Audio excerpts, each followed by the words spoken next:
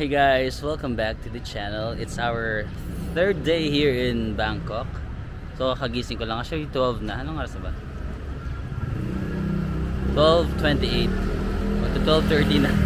Ganito yung ano ko dito, gising, like kasi nagpupuyat ako sa gabi, so nagigising ako tanghali na. Tapos sa hostel sa pinagsiyan ko Kinon, meron ako nakita doon na akala ko hindi siya Filipino kasi yung itsura niya hindi mukhang Pilipino, mukha siyang like mukha siyang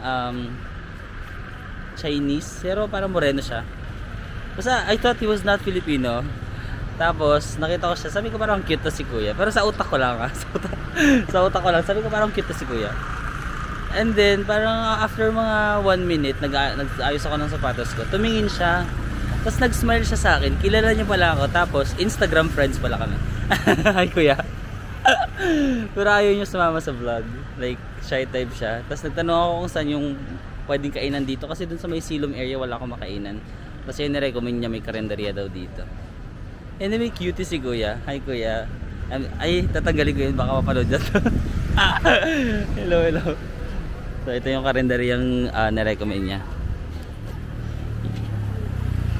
Breakfast, lunch, brunch. Ay, sige, hanap tayo dito. Low-key lang tayo, ganun.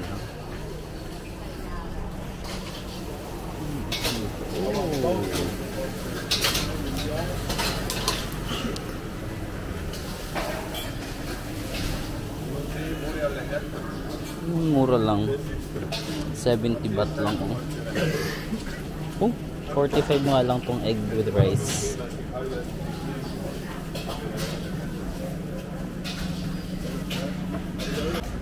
So ito na yung pork fried rice. Bili ako ng magkano to? 60 baht. Pancake 20 baht, water 10 baht. Magkano lahat yan? 90 baht.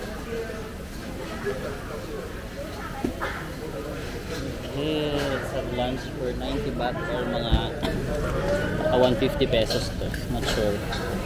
Let's see. Ayan, fried rice. May mga pork naman siya na. Ay, sorry.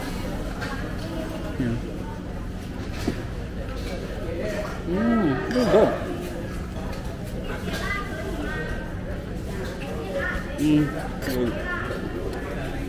Masarap. Ay, may konting ahang guys.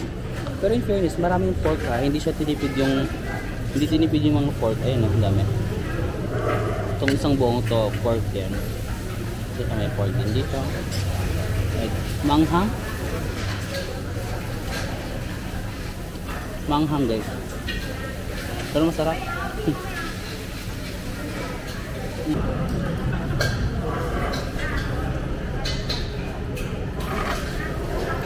That's good. Masarap. Pero manghang. Masarap na manghang.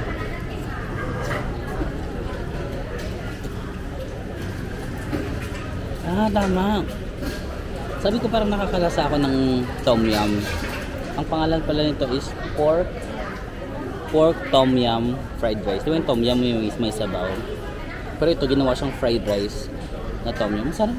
Kaya pala manghang kasi tom yum.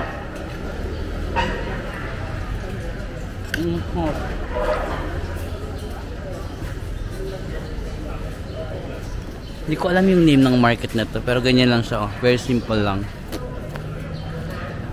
Mga foreigner nga karamihan yung kumakain dito. Actually mga foreigner.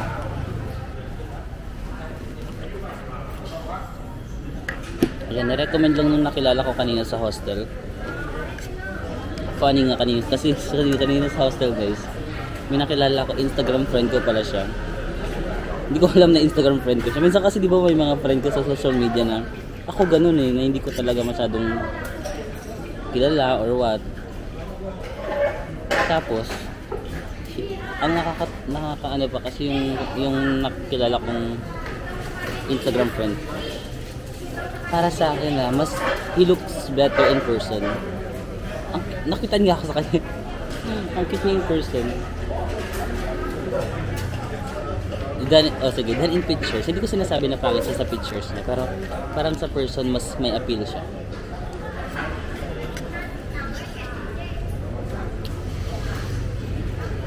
Tapos, ang masama pa kasi nag-chat na pala siya sa akin dati.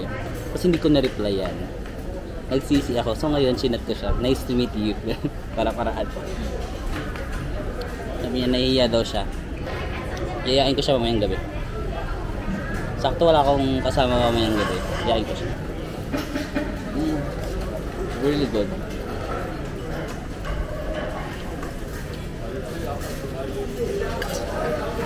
Ang laki ng serving. Bawal sa mga nagda-diet.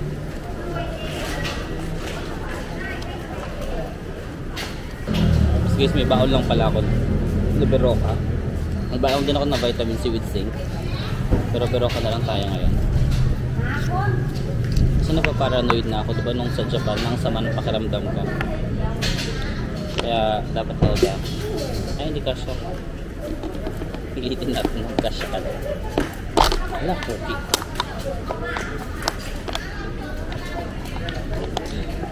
Beroka. Kaya dito ang pancake. Medyo mainit-init po yung pancake ko. Diyan lang din sa gilid ko nabili. 20 baht or mga... Karing 20 baht. 35. 30 pesos. Oh.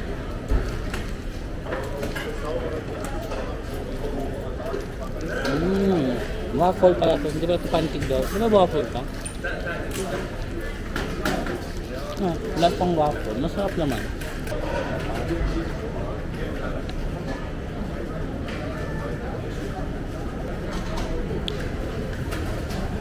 Hindi ko alam kung anong gagawin ko today, guys. Balik na lang siguro ako sa hostel. Kasi alam sa hostel, daming cute. Hinon hostel.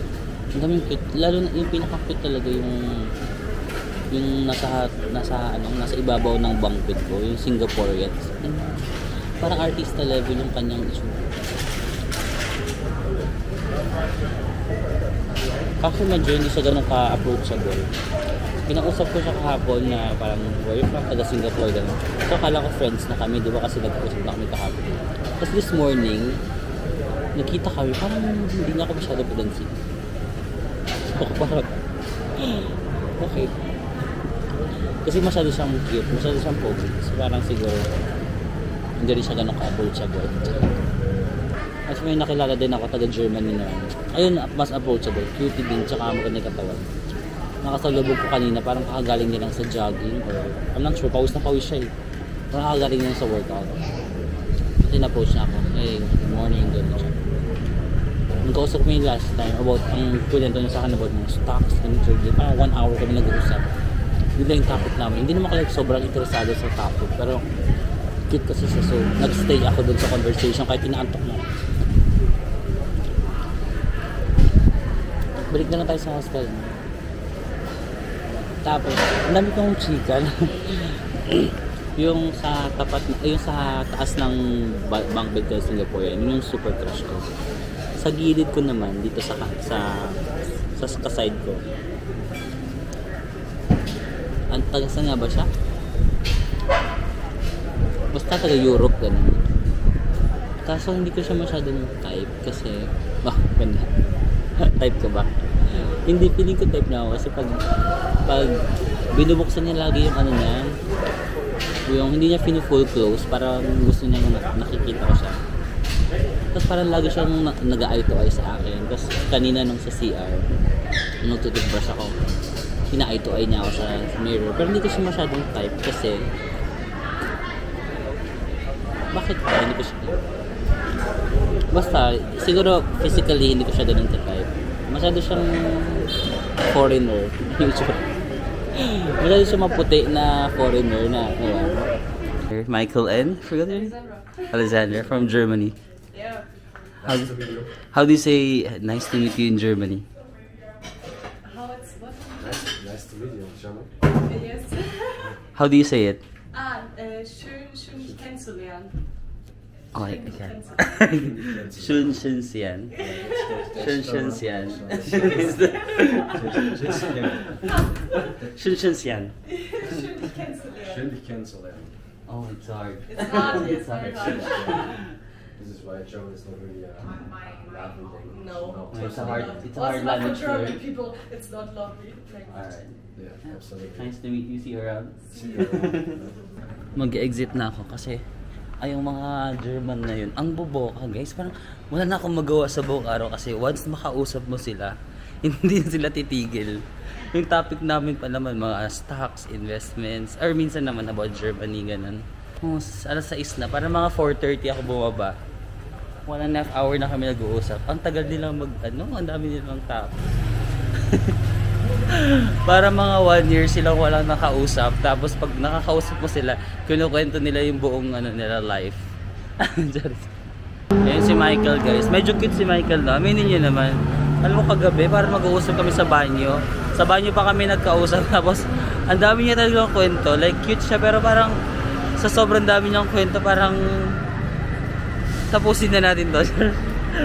Parang minsan, okay sana ko yung kwento niya para makaka-relate ka. Yung mga topic niya kasi mga investments and stock, parang ganun. Economies, ganun. Ganun pa mga matalino yung topic niya guys. Siguro kaya hindi ako makarelate kasi masyadong pang matalino yung topic niya. Yung topic niya siguro mga about love and sacrifice. Ayun guys, yung nakita pala ako na night market. Malapit lang sa hostel namin, mga 2 to 3 minutes walk lang. Ito siya. Patpong Night Market. Hindi ako gutom, like gusto ko lang maglakad-lakad. Kasi wala akong ibang ginawa today kundi matulog. Hindi, nag-lunch naman ako, di ba? Nag-lunch ako, tapos natulog ako. Para may energy tayo ngayong gabi. So yun guys, dapat mag-workout ako, kaya nga may dala akong bag, oh. Hindi na ako nakapag-workout today kasi nga ang daming chick. Napatagal ako dun sa chikahan, parang more than 1 hour yung usapan namin. Tapos medyo, yung gym kasi wala siya dito sa Silom, yung Anytime Fitness na na-search ko. Magta-travel pa. So ang ginawa ko, nag-walk-walk na lang ako. Nakakanan na ako, 11,500 steps. Gusto ko sana 20k steps eh. Siguro kahit 15k. 15k steps kasi mamaya pag pumarty tayo, may lakad-lakad pa yun, di ba? Tapos dance, makaka 20 steps ka na.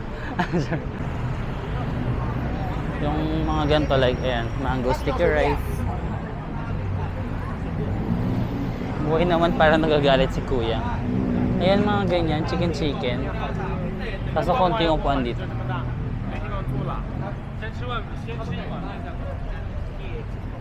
Ayan na, parang masarap din kumain sa ganito. Ay, gusto ko ng coconut ice cream. Kahit parang feeling ko nagkaka-sore throat na naman ako. Gusto ko ng coconut ice cream guys, Thai restaurant. Ay, mababasa na all ka na lang talaga sa mga tao dito sa Silom area. Dito sa, lalo na dito sa may Silom area, like most, tumingin si kuya sa camera. Dito sa may Silom area, like mostly magjowa-jowa or grupo, usually grupo talaga. Unless matapang ka. Ako kasi parang sanay na ako na mag-isa. Like I don't mind. Tsaka dun sa mga hostels, marami din parang puro solo travelers yun nasa hostels, no? So may nakakausap ka naman minsan, English nga lang, duguan lang, pero carry na yan. Tapos sa gabi, actually may mga nagyayaya mga friends ko na, hindi ko mga friends, mga kakilala ko lang, na mag-party later. I'm not sure. Pero gusto ko pumarty. Hindi ko sure kung gusto kong sumama sa kanila or gusto kong mapag-isa. Okay na sumama sa kanila kasi mas hindi nakakahiya and then mas may kasama ka sa pagpasok. Pero at the same time, gusto ko rin mapag-isa para ka-aura. De, joke ba? Ang kita mag-jowa sa likod, no? Sana all. Tapos dito sa Silom, guys, sando talaga yung labanan. Lalo na pag malaki yung katawan mo or maganda yung katawan mo. Sando talaga. Ayan, magaya. Gusto ko yung napapatingin sila sa camera ko. Ang liit kasi ng camera ko. Parang, ano ba yung hawak mo? Ito. Kaso pawis ako. Iniisip ko kung papasok ako dito. So then, pawis kasi ako eh. Baka matuyuan na naman ako ng pawis.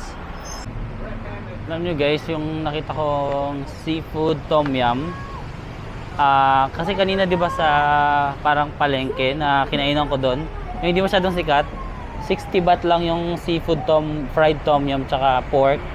Dito sa night market 120 baht na. So parang twice the price kapag sikat na night market and then compared sa hindi sikat na night market. Tumitingin talaga yung mga tao sa akin dahil sa nagsasalita ako.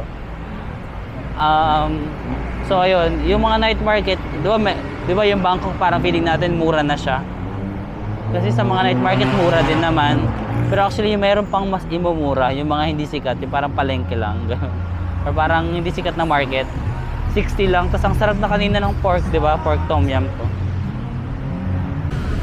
Tapos dito nga sa Siloam area guys, marami kayong makikita na magka-holding hands na lalaki. Nahiya ako videoan sila, baka magalit, di ba? Or baka suntukin ako. Pero sa sa lakad ko na to, siguro mga 4 or 5 na yun nakita ko magka-holding hands. Just ito lang sa street na to sa Siloam. Tapos mga borta, ano yun, parang ang awkward. Hindi ba awkward? Siguro din na tayo sanay. Hindi ako sanay na makakita na parang mga bortang lalaki tapos magka-holding hands. Pero dito nga kasi sa Thailand, you can just express yourself freely na without judgment.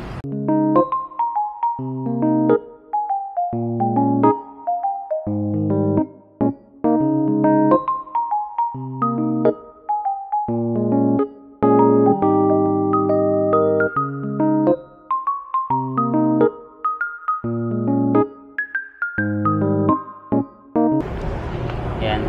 Hindi ako binigyan ni kuya ng tinidor or something. Kamay-kamay lang. Anyway, so kainin na natin guys yung mango roti. Nasa street lang ako dito. Di ko alam kung ba di umupo dito. Pero wala namang tindahan sa harap ko. I think pwede.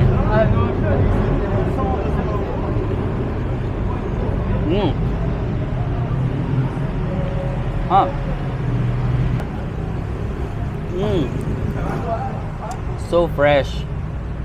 Parang fresh na watermelon talagang ininom mo. So good. Let's try the roti banana. Ay, roti mango pala. There's like a nicotine cap.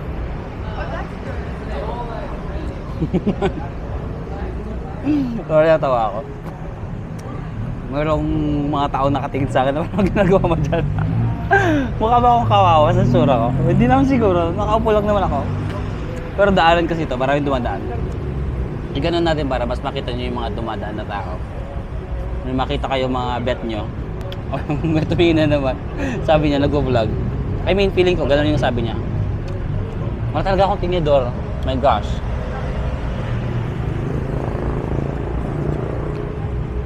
Yung straw gawin nating chopsticks. Dapat maparaan tayo.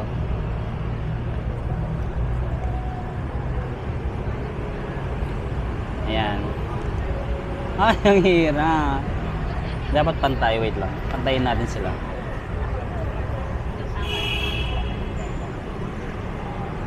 Pag may makakita sa akin na Pilipino dito, sabihin, kawawa naman ni Marvin sa gilid. Sa gilid kumakain. Maingay kasi dun sa night market, guys. Like, pwedeng kumain dun. Kaso, party-party kasi mga sounds. Hindi ako makakapagsalita. Makaka-copyright copyright issue. So, dito tayo sa medyo tahimik na lugar. Ang hirap naman ito kainin ng walang tinidor or something. Hindi kaya guys, magkakamay na ako, sorry. Hirapan ako. Hindi kasi ako binigyan ni Kuya ng tinidor. Wala rin ako makitang tinidor doon. Tapos nahiya din ako magtanong kasi as an introvert. Wala akong makitang tinidor, nahiya ako magtanong. So ayun, kinuha ko na lang.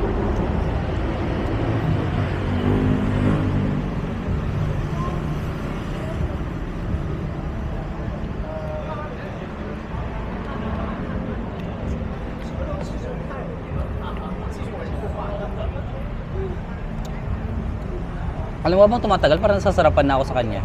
Kanina sabi ko parang ayoko. Pero parang masarap pala siya. Parang nanibago lang siguro ako sa lasa kasi first time ko cutie. Ayan guys, meron tayong Pilipinong nakita dito sa kalsada. Ay, wala palang mic, sorry. Ayun guys, na-meet ko si ano ko. Ano nga pala pangalan? Mel. Si Mel dito. Habang kumakain ako, as tinawag niya, Marvin, nagulat pa ako. Hello, nice to meet you. Enjoy Bangkok. So nagta-travel na si Mel ng 14 days. Sana all, maraming pera. Joke. Joke. Malapit na rin po kung ano, mamalimos dito. Ay, sana all may flowers. Sige, nice to meet you.